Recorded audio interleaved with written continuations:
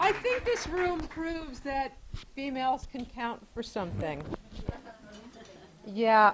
Before I continue on, I just want to say next month we're scheduled to go Tuesday, April 27th. Jeff Garland informed me last night that he might he's on hold for Entourage that day, and he's trying to push it to the next day. But in case we will move it to Monday the 26th. But I'll let you guys know. But reading with him that day will be our own JC. We'll be reading from his memoir. Colin Broderick, the monkey boy, will be reading from Orangutan. He is flying in all the way from New York to read for us, ladies. Yep. Huh? You better bring Bialy. And also our girl Josie Brown, who brought us Jackie Collins and who's reading my book right now, Last Reader with JC, is going to be coming, and she's going to be reading from her book, not this one, but her new one. Yay, that's going to be so cool. And we're very happy about that. She's coming in June. Okay, now I always feel the need to apologize before I start to read from my book. Because, you know, I'm reading the whole thing, and I started with page 1, and we're going to be doing this for a lot of years, because my book is 400 fucking pages, and I'm only up to page 135. So we got a lot of women who writes to go, girls. And, but you know, sometimes 5 pages is just 5 pages. There's not a lot of brilliance. There's not a lot of shine. I just kind of need to tell you how I got from there. This is another bridge. A bridge to a bridge. I think it's time to edit. Okay. Anyway, just so you'll know where I'm coming from, my debut, for those of you who don't know, Robert, my debut novel is called Don't Jump, and it chronicles a woman's quest to find her place and purpose amidst sex, drugs, rock and roll, and celebrity. This installment finds Andy, a 30-something rock promoter in New York, in the mid-'80s, spreading her career and romantic wings. Having recently consulted 3 psychics, she's advised by one of them that soon there will be 5 men vying for her attention. Considering she can't get one, this is quite a feat.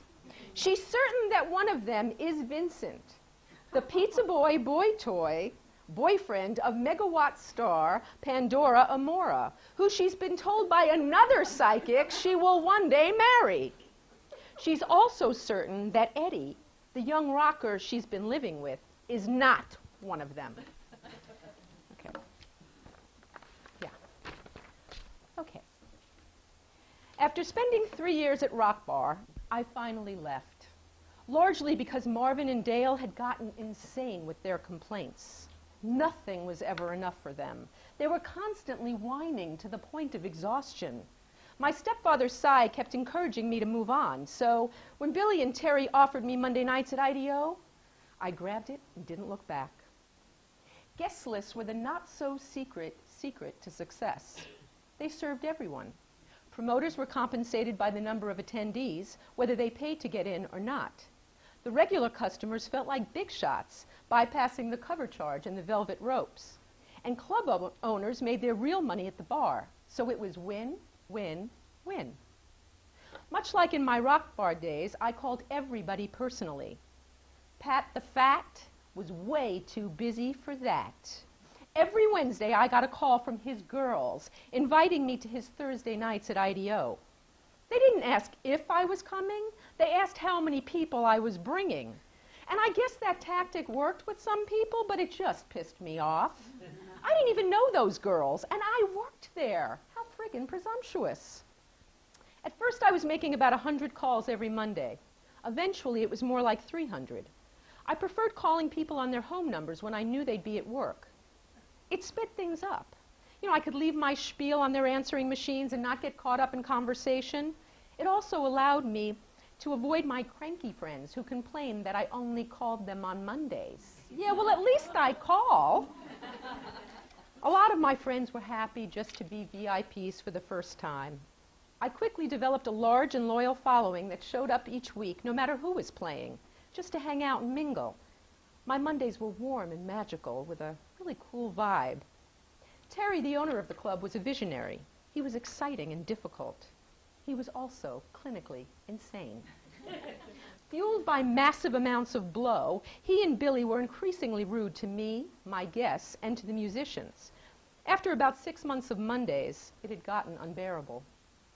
Frankie, Vincent's roommate, had charted my progress, and at that exact perfect moment offered me Thursdays at his Midtown club to go head-to-head with Pat the Fat.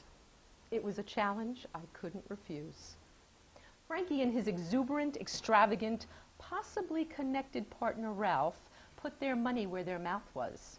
They hired an artist to create a logo with my name and likeness and put it on thousands of flyers and posters and invites made on glossy cardstock in full color. Frankie called Vincent in LA and offered to fly him in to DJ.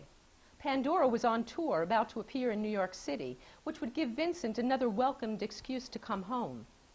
There were rumors that he and Pandora were back together, which would explain his prolonged absence since that night at Umberto's. My tummy still ached whenever I thought of him. Nothing an ounce or two of pot wouldn't obscure. I'd been consistent, timely, and respectful with my press releases over the years, and the journalists in response were very kind to me. My opening night press blurb made it in all the New York papers. I'd become fast friends with Dan, Harold Byrne's producer. I got him into VIP rooms, and he got me an occasional plug on the air.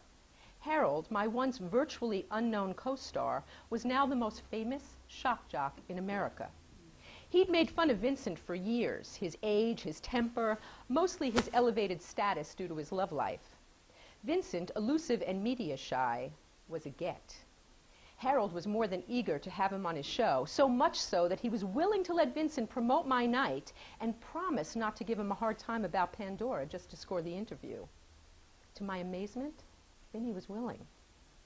That I assumed was for Frankie, but I'd hoped that a part of that was for me.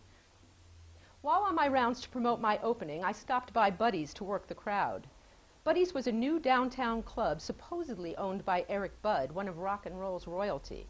I'd heard they just pay to use his name and add street cred. Jim Fellows actually owned the place. Jim was almost famous for being married to Leona Johns at the height of her heyday and fathering 2 of her legitimate children. Controversy always surrounded her, never more than her years with Jim. Leona was the first black singer to become an international sex symbol and epitomize glamour. She was also the first to cross over and garner an Oscar nomination on her first film, no less. Many years after her first child was born, the rumors swirled that Jim was not the father. The scuttlebutt was that Leona had had a long secret affair with her very famous married record producer. In art gallery upstairs, Buddy's enjoyed hip status, but business was for the most part dismal. When Marianne and I hit the place, save for a few musicians drinking at the bar and the bartenders serving them, the room was empty.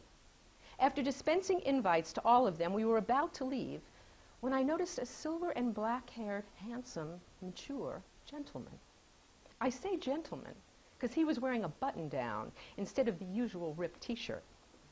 Walking behind the bar, taking cash from the registers, I figured he was Jim Fellows. He was the only one in the place who was old enough to be. I knew who the It was dark. The pink lighting created a sensual hue. Perhaps that's why he looked so damn attractive. Silverish black hair. Now wait a minute. I knew who the dark and sexy one was. Vincent had that base covered. The blonde could well be Pastor Pete. He'd recently proclaimed his love, but I suspect I was, at minimum, the 3rd woman to whom he had done that day. The one with the same color hair as mine was definitely still a mystery, as was the other brunette. Teresa the psychic was clearly whacked.